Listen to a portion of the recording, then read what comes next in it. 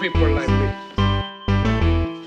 You need people like me so you can point your fucking fingers and say, that's the bad guy.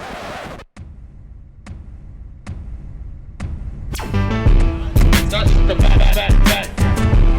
That's the bad guy. That's the bad guy. That's the bad guy.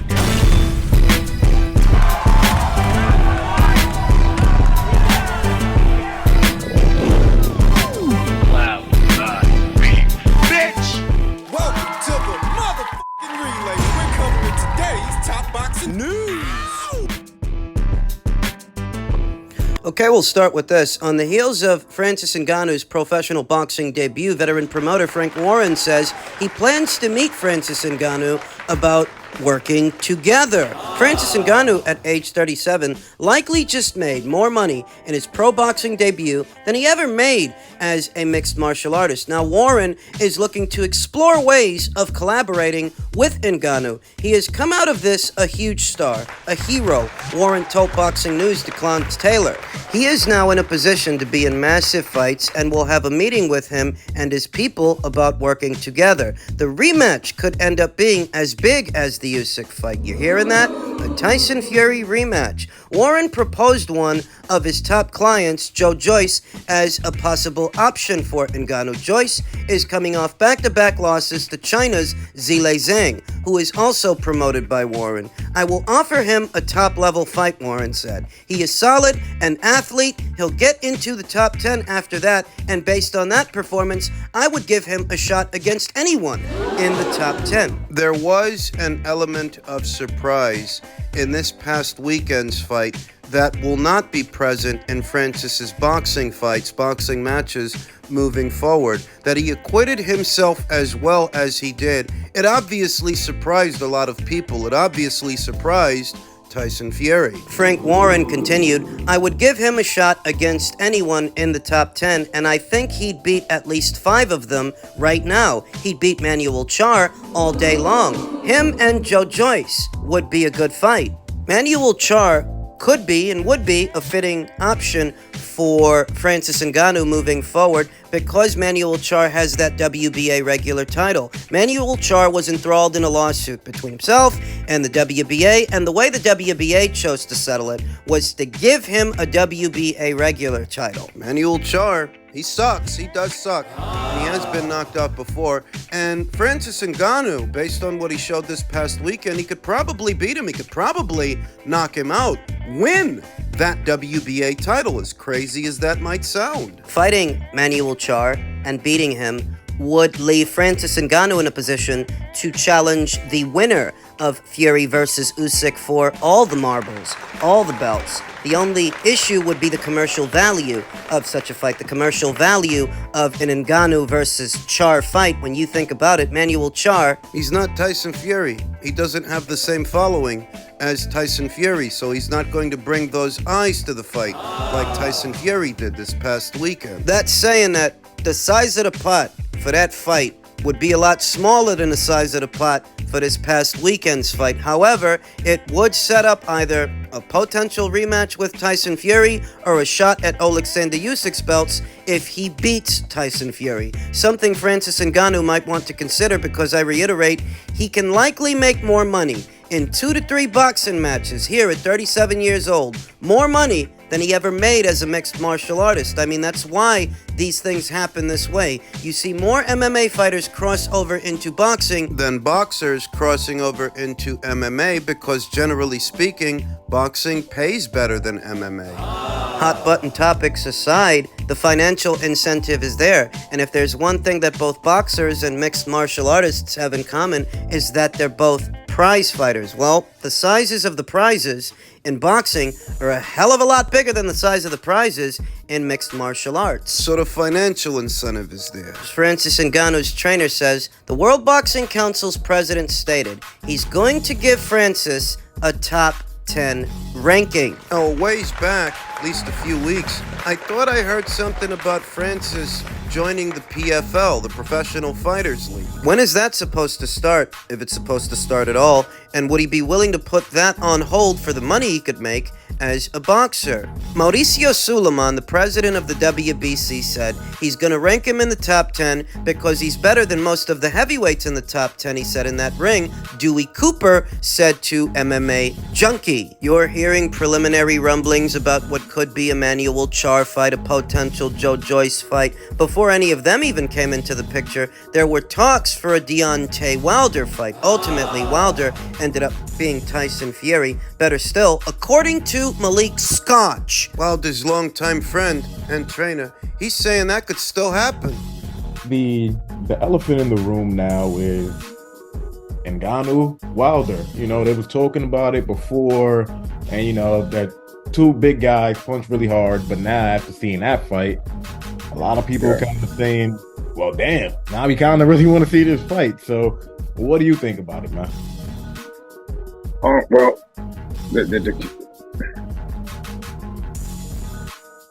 we already in communications about it. He's an option now, and we're gonna see where things go. Did the communication start? Because I know there was communication beforehand, but did the communication start again, like in the last 24 hours? Yeah, absolutely, absolutely. Wilder was an option, still is an option, and now they share a common opponent in Luke Fury. Former UFC champion Daniel Cormier stated, Francis Ngannou proved that he's the baddest man on the planet. Why? Because he was heavyweight champion of the UFC and he fought the lineal heavyweight champion of the world to a split decision. Tyson Fury could not fight Francis Ngannou in mixed martial arts in the way that Francis fought Fury in boxing. There's no way a fight between any boxer and the UFC heavyweight champion in mixed martial arts goes to that type of a decision. It was the most impressive performance I've ever seen for a guy outside of the realm of expertise. And it is true, I don't have any illusions about what would happen to Tyson Fury in the octagon. Opposite the octagon, Francis Ngannou, or just another seasoned UFC fighter. I don't have any illusions about that. I want to say that the success that Francis had this weekend, surprising everybody and acquitting himself well in the squared circle, I view that as very much singular, specific to the individual, that just because Francis was able to do it doesn't mean that every mixed martial artist will be able to do it, transition into boxing, because if they could, they would. So many have already tried and so many have already failed. That Francis's success has more to do with Francis as an individual, than mixed martial artists overall, all of MMA, because we've already seen a good number of mixed martial artists try their hand at boxing and losing to non-boxers, losing to social media influencers. That's saying that a Tyrone Woodley, a Dylan Dennis, a Ben Askren. That's saying that not all mixed martial artists are created equal, and that's saying that not every mixed martial artist is going to cross over and do as well as Francis is doing, because some have already tried and some have already failed. I know that a lot of MMA fans are now having fun with this, Francis Ngannou doing as well as he did with Tyson Fury, but need I remind you that success is not widespread. It doesn't translate for everyone. Some of these MMA guys can't make it past social media influencers, let alone real boxers. That Francis's success has more to do with Francis. That whole boxing versus MMA discussion, which has always seemed infantile to me, but then again, it was the precedent for this weekend's fight, that conversation. Francis acquitted himself well. That cannot be denied. The disconnect is thinking that his success is going to translate for everybody when it hasn't. Veteran MMA scribe Ariel Hawaii, who now also covers boxing, stated, by the way, I know styles make fights, but this Francis Ngannou beats Wilder, Chisora, White, or anyone else the smug boxing public suggested he fight instead. And I don't know if that's true. I don't know if I agree with that. What caught my attention about the tweet is his characterization of the boxing public being smug towards Francis Ngannou ahead of this weekend's fight, when I don't think the boxing community was any more smug towards Francis than the MMA community would have been had it been a boxer crossing over to MMA to fight Francis. That the attitudes would have been the same with good reason. You would have got the exact same energy from the MMA community if the shoe was on the other foot. If the shoe wasn't on the other foot, it's because MMA don't pay as much as boxing. That's why you don't see it. Not as often, anyway. You've seen anyone from Conor McGregor to Tyron Woodley to Ben Askren to Dylan Dennis, more recently Francis Ngannou. Cody Crowley, too. Didn't he cross over?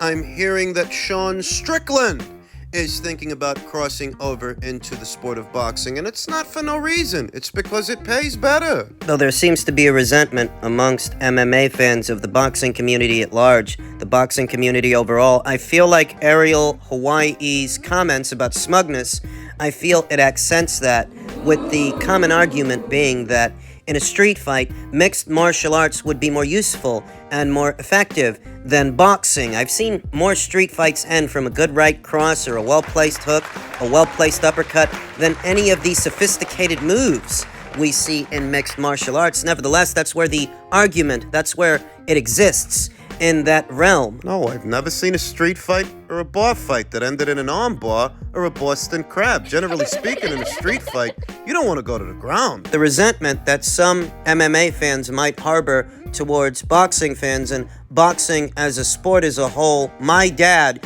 is better than your dad kind of deal. My sport is more legitimate. My sport is better than your sport. That desire for validation, because I see more MMA fans have this argument, make these assertions, than boxing fans. Boxing fans generally don't seem to care. The ones who don't watch MMA, I suppose it's the difference between being a soccer fan, and being an NFL fan. It all boils down to preference. It's apples to oranges. Though being honest with you and seeing the arguments that MMA fans often like to make, if boxing were so easy, we'd see more MMA fighters cross over and cross over successfully. What we end up seeing is that they don't cross over successfully, that they can't make it past entry-level boxers, hell, in some instances, non-boxers, YouTubers, and social media influencers. You can't make it past those guys. Boxing pays better than MMA. So if it's so simple, why not pick it up and do that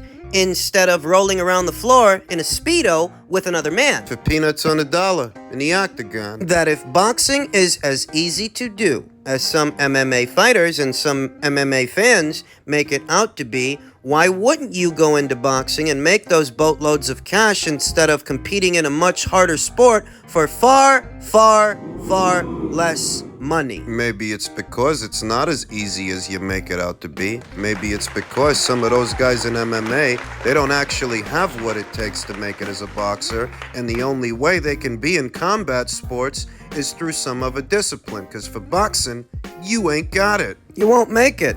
If you could, you would. Now, Francis Ngannou acquitted himself well upon his crossover into boxing, but Tyron Woodley didn't. Ben Askren and Dylan Dennis, they didn't. Conor McGregor, Frank Mir got knocked the fuck out by an over-the-hill Kubrat Pulev. Which communicates to me that while Francis acquitted himself well, that's more of an isolated incident than a generalized statement. And congratulations to him, but let's not get ahead of ourselves here. There's no who to blame. Blame me. There's no blame the trainer. The blame the manager. Blame the cut man. Blame me if you're going to blame anybody. You know, it was what it was. It's a fight game. It's not tap dancing. You go in there, you have a fight, and that's it. You get out of there, you get paid. The good thing is, I've got paid. I'm going home to my family, and we go on to the next undisputed fight. So, happy days. Happy days, he says. For me and my money, he doesn't look all that happy to me. People in the world of boxing, they're not necessarily happy with him, whether he likes it or not.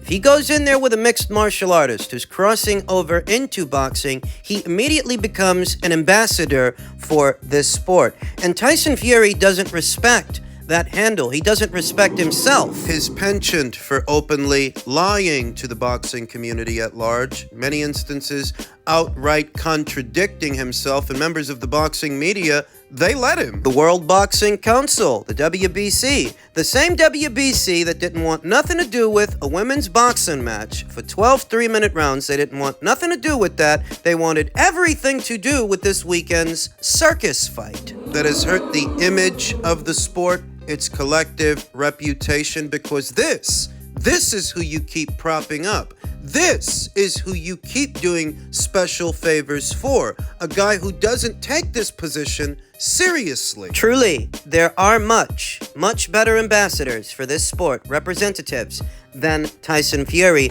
who in so many words is saying, if you're going to blame somebody, blame me. Well, that's what people are doing. That the undisputed fight is now delayed due to this circus act, and the overall damage to the sport and its reputation as a result of you looking the way you looked with a novice, a guy who never boxed professionally before, you are being blamed. Because there are some who propped you up as this era's best heavyweight, and some propped you up as the greatest heavyweight of all time. I never believed them, and anybody that follows this channel will know that, but I follow the sport a lot more closely than the casual observer. The casual observer, the casual boxing fan, has likely come across Tyson Fury's name before as this era's greatest heavyweight based on what some people were saying within the sport. So when he goes out there and looks the way that he looked against the novice, when he gets knocked down but doesn't score one of his own, doesn't score a knockdown, you hurt the image of the sport, and you are to blame for it.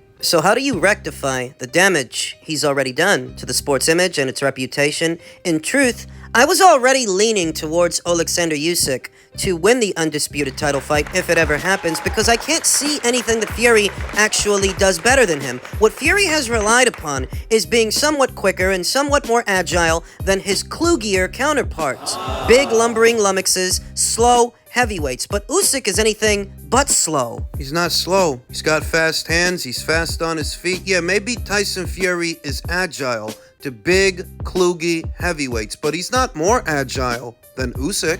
Doesn't have faster hands or faster feet than Usyk. In terms of fundamental boxing, nuts and bolts boxing, he doesn't have a better jab than Usyk, doesn't have better timing. He's just bigger. That's the only advantage that he's got, that he's big. Yeah, he's bigger. That doesn't necessarily mean he's better, though. So how do you rectify the damage? How do you repair the damage that Tyson Fury has done to the sport? You beat him.